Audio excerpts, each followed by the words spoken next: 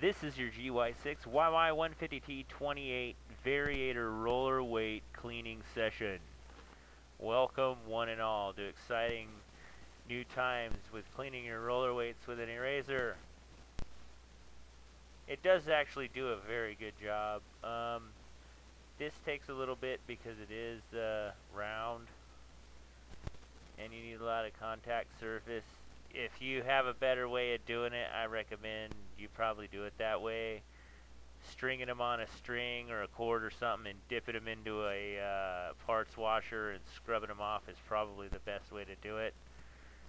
I kind of do it the slow way here.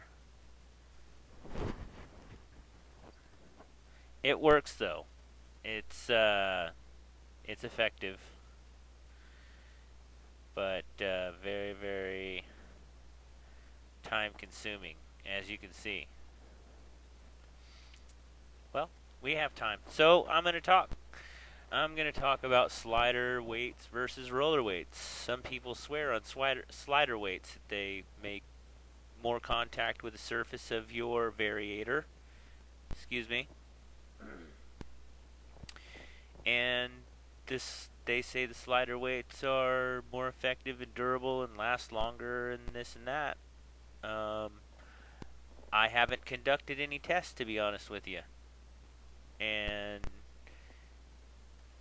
the only ones I really know are these stock ones. So if and when I do upgrade or by chance go over to the slider ones, I will make a video. And I will make a ride video and test it out. Maybe we could do that. Maybe I could do that. Do a video on me switching out the weights and then doing a performance test. Somehow timing them, to do different things. I mean, me personally, I think you can customize your weights for whatever activity you're doing. It's so almost plug and play. If you have your own, electric impact or something on you, battery powered is fine. I have one with that's virtually battery powered. It's pretty nice. 100 foot-pounds. Basically all you need for one of these little things. You're not really doing much that takes a lot of torque. And 100 foot-pounds directly onto something is a lot of pressure. It's not going too bad. It is the weights are pretty tough to clean like this, but I tell you what, they get clean, and there's a difference. I mean, some oil on them is fine. If some of the manufacturers say that you should actually lubricate it with high tolerant grease, but I think too much grease will inhibit the performance of it. So I'm just going to take the excess off here. And I think it will be just fine, just the way it is. Now, going back to slider weights and roller weights, if anybody has any comments or anything about slider weights, I'm sure people can recommend them. And I'm sure they have some redeeming qualities about them. That's why people buy them. That's why they're out there. Now, if people start randomly saying, hey, get these size weights, I'm not going to know pretty much if the weights will be compatible with a YYT28 Johnway GY6. I know a lot of people say, oh, it's a GY6, they're common. That goes into that and this and that. 150, 250, whatever. I think stock, the weights are 12 grams that come out of the stock. These rollers here that are stock, I believe they're 12-gram weights. The smaller, lighter weights will get you off the line faster, and the heavier weights will give you more top end, according to the book. Some people actually use a combination of weights in their variators, light weights and heavier weights to give them kind of a medium range on their variator, and without suffering the consequences of takeoff speeds or top end. So it's really kind of a kind of an experiment for what type of riding you do and what kind of weights you're going to use. Weights are just a simple thing to change your performance. If you put in super light weights, yeah, you're going to be able to do burnouts and take off real super duper fast.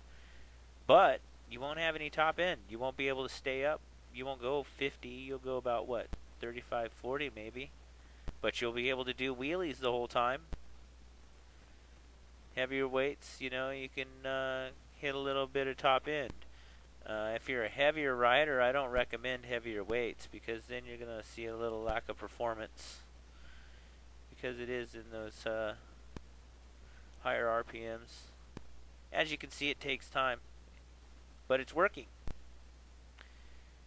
It's taking that off pretty quickly. As you can see, we're halfway done already. 3 left. Not too bad.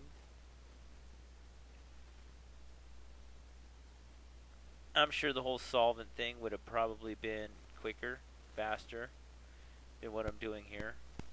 But it smells. It's just got that smell to it. I don't know what it is. And it doesn't smell like gasoline. It smells like sweet or something.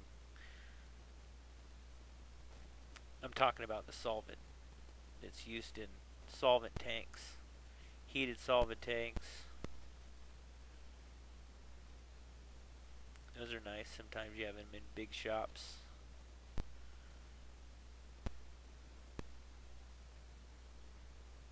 I just noticed something. I'm doing some pretty improper maintenance. I've got a blade in the X-Acto knife. Kids, if you're watching this and you're unsupervised by your parents, please do not do this. The Boy Scouts do not approve of you cutting towards yourself or using a blade pointing at yourself. So, maybe I should put a disclaimer in for all the children watching. Maybe I can depend on their parents to monitor what they're watching on the internet. I don't think that's going to happen. I mean, I try, and you try, and we all try, but, you know, it's not going to happen. The internet is inevitable.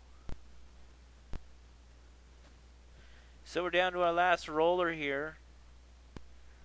Looks like it's getting pretty clean.